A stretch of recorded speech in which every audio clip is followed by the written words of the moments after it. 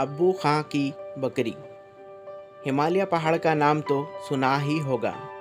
उससे बड़ा पहाड़ दुनिया में कोई नहीं है। हजारों मील चला गया है। उस पहाड़ के अंदर बहुत सी बस्तियां भी है। ऐसी ही एक बस्ती अल्मोड़ा भी है। अल्मोड़ा में एक बूढ़े मियाँ रहते थे जिनका नाम था अब्बू खां। उन्हें बकरियां पालने का बहुत शौक था। अकेले आदमी थे, बस एक दो बकरियां रखते। दिन भर चराते फिरते। उनके अजीब व गरीब नाम रखते। किसी का कल्लू, किसी का मंगलिया, किसी का गोजरी, किसी का कलमा। इनसे ना जाने क्या क्या बातें करते रहते। शाम के वक्त बकरियों को लेकर घर में बांध देते। अल्मोड़ा पहाड़ी इलाका है, इसलिए अब्बू खां की बकरियां भी पहाड़ी नस्ल की होती थीं। अब्बू खां बेचारे थे बड़े बदनसीब। इनकी सारी बकरियां कभी ना कभी रस्सी तुड़ाकर रात को भाग जाती थी। पहाड़ी बकरी बंधे बंधे घबरा जाती है। ये बकरियां भागकर पहाड़ पर चली जाती थी। वहाँ एक भेड़िया रहता था, वो उन्हें खा जाता था। मगर अजीब बात है, ना भेड़िए का डर, ना अब्बू खान का प्यार, ना शाम के दाने का लालच इन बकरियों को भागने से रोकता था। इसकी वजह शायद ये हो कि पहाड़ी जानवरों के मिजाज में आज़ादी की बहुत मोहब्बत होती है। ये अपनी आज़ादी किसी कीमत पर देने को राज़ी नहीं होते। मुसीबत और ख़तरों के बावजूद आज़ाद रहने को आराम व आसाइश की ख़ैश से अच्छा जानते हैं। जहाँ कोई बकरी भाग निकली और अब्बू खां बेचारे सर पकड़कर बैठ गए। उनकी समझ में ना आता था कि हरी हरी घास मैं उन्हें खिलाता हूँ, शाम को दाना देता हूँ, मगर ये कमबख्त नहीं ठहरते और पहाड़ में जाकर भेड़िए को अपना खून पिलाना पसंद करती है। जब अब्बू खां की बहुत सी बकरियां भाग गई तो वो बेचारे उदास हुए और कहने लगे, अब बकरियां ना पालूंगा। जिंदगी के थोड़े दिन और है, बेबकरियां ही के कट जाएंगे। मगर तन्हाई बुरी चीज़ है। थोड़े दिन अब्बू खां बेबकरियों के रहे, मगर रहा ना गया।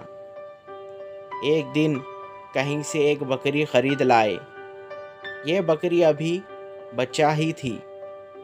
अब्बू खां ने सोचा कि कम उम्र बकरी लूँगा तो शायद हल मिल जाए और उसे जब पहले ही से अच्छे अच्छे चारे दाने की आदत पड़ जाएगी तो वो फिर ये पहाड़ का रुख ना करेगी। ये बकरी थी खूबसूरत। रंग इसका बिल्कुल सफ़ेद था। बाल लंबे लंबे थे, छोटे छोटे काले काले सींग ऐसा मालूम होते थे कि किसी ने काली लकड़ी में खूब मेहनत से तराश कर बनाए हैं। लाल लाल आँखें, तुम देखते तो कहते, अरे ये बकरी तो हमने ले ली होती।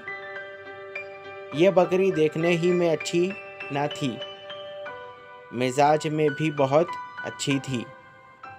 प्यार से अब्बू खां के हाथ चाटती थी। दूध चाहे तो कोई बच्चा दूध लेना लात मारती थी, ना दूध का बर्तन गिराती थी। अब्बू खां बस इस पर आशिक हो गए थे। उसका नाम चांदनी रखा था और दिन भर इससे बातें करते रहते थे। कभी चाचा घसीटे खां का किस्सा उसे सुनाते थे, कभी ममथो का। अब्बू खां ये सोचकर कि ये बकरी शायद मेरे तंग आंगन में घबराती है।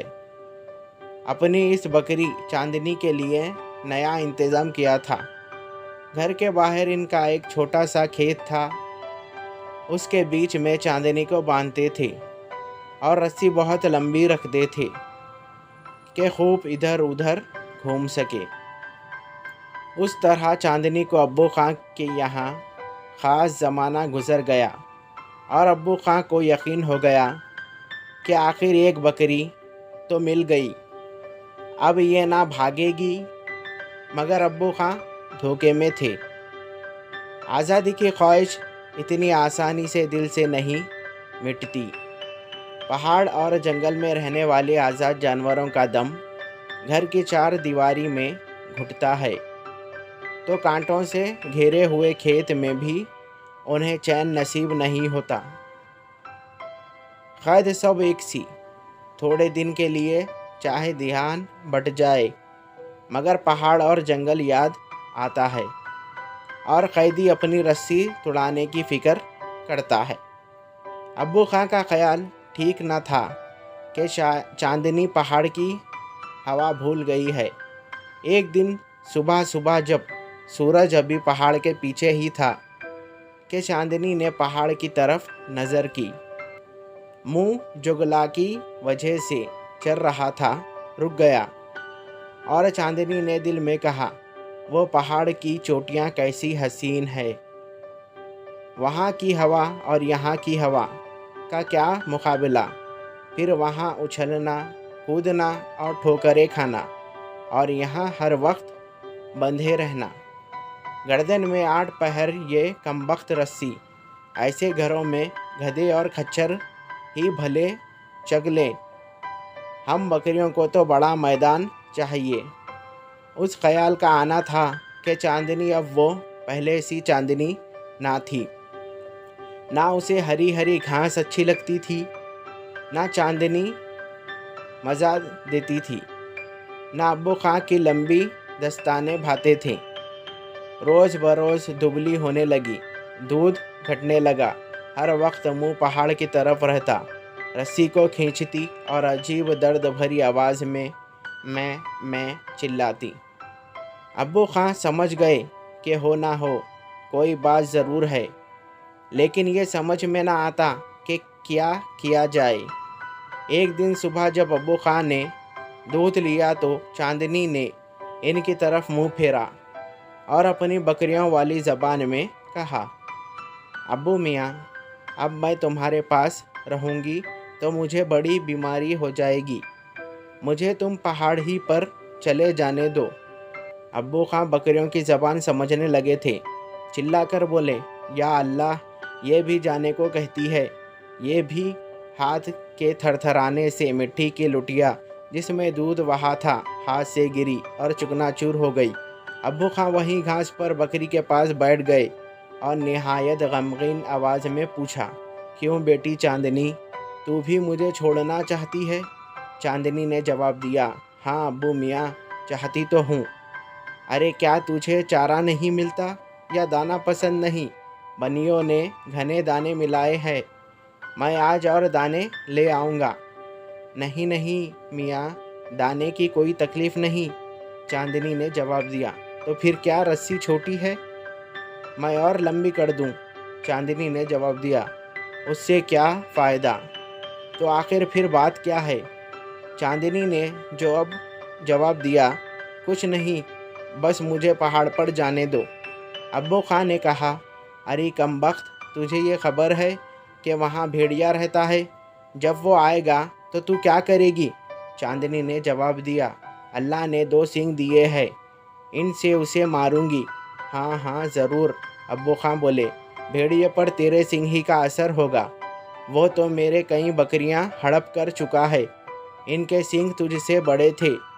तू कल्लू को जानती नहीं, वो पिछले साल थी, बकरी काहे को थी, हिरन थी, रात भर सींगों से भेड़िए के साथ लड़ी, मगर फिर सुबह होते होते उसने दबोच ही लिया और खा गया। चांदनी ने कहा, अरे बेचारी कल्लू, मगर खैर अब्बू मियाँ, इससे क्या होता है, मुझे तो पहाड़ पर जाने ही दो।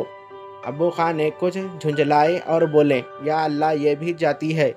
मेरी बकरी और इस कमबख्त भेड़िए के पेट में जाएगी, मगर नहीं नहीं, मैं उसे ज़रूर बचाऊंगा। कमबख्त एहसान फरामोश, तेरी मर्ज़ी के ख़िलाफ़ तुझे बचाऊंगा। अब तेरा इरादा मालूम हो गया है। अच्छा बस चल, मैं तुझे कोठरी में बांधा करूंगा, नहीं तो मौका पाकर चल देगी। अब्बू खान ने चांदनी को एक कोने की कोठरी में बंद कर दिया, ऊपर से जंजीर चढ़ा दी, मगर गुस्से और झुंझलाहट में कोठरी की खिड़की बंद करना भूल गए। इधर उन्होंने कुंडी चढ़ाई और चांदनी खिड़की में से ये जा वो जा। Thank you. हेलो व्यूवर्स, मैं हूं आपका अपना दोस्त सलमान। उम्मीद करता हूं आप सब खैरियत से होंगे।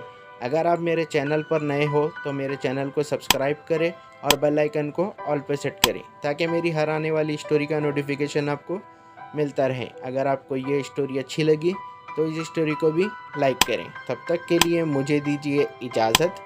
Thank you for watching.